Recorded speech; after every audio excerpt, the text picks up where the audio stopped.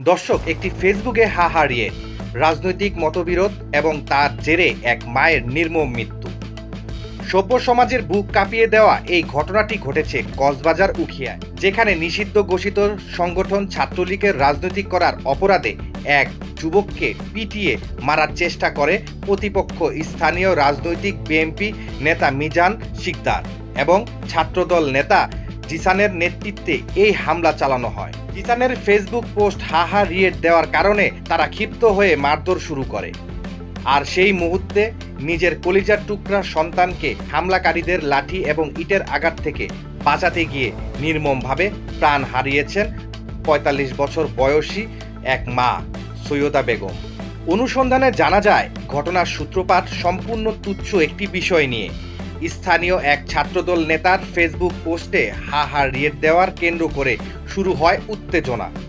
এই জের ধরে ছাত্রলীগ কর্মী মোহাম্মদ ইউনুসকে আটকিয়ে রেখে বেধড়ক মারধর শুরু করে প্রতিপক্ষ দলের ছাত্রদল কর্মী। খবর পেয়ে মা সৈয়দা বেগম যখন ছুটে আসেন, তিনি কোনো রাজনৈতিক দল বা কোনো আদর্শের কথা ভাবেনি।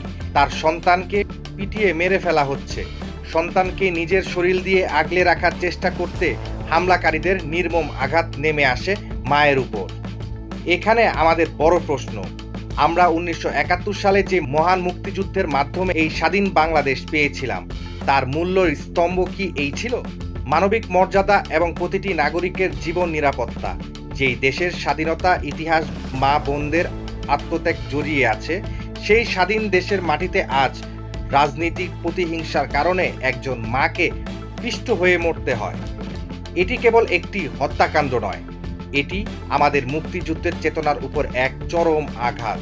রাজনীতি মানুষের কল্যাণের জন্য, মানুষের জীবন কেড়ে নেওয়ার জন্য নয়। কিন্তু বর্তমান সময়ে রাজনীতির ক্ষমতা এবং অন্ধাত্ব মানুষকে কতটা হিংসা করে তুলেছে, উখিয়ার ঘটনা তা জলজ্যান্ত প্রমাণ। যারা সেদিন লাঠি আর ইট নিয়ে একজন মায়ের উপর চড়াও হয়েছিল, তাদের রাজনৈতিক পরিচয় যাই হোক না কেন, তারা কি একেবারেও ভাবেনি তাদের ঘরেও মা আছে? রাজনৈতিক আদর্শ কি আমাদের বিবেককে এতটাই অন্ধ করে দিয়েছে যে একজন মায়ের জীবন ভিক্ষা আকুতিও আমাদের স্পর্শ করে না? এই নিষ্ঠুরতা প্রমাণ করে আমাদের সমাজ এক গভীর মানবিক সংকটের মধ্য দিয়ে যাচ্ছে।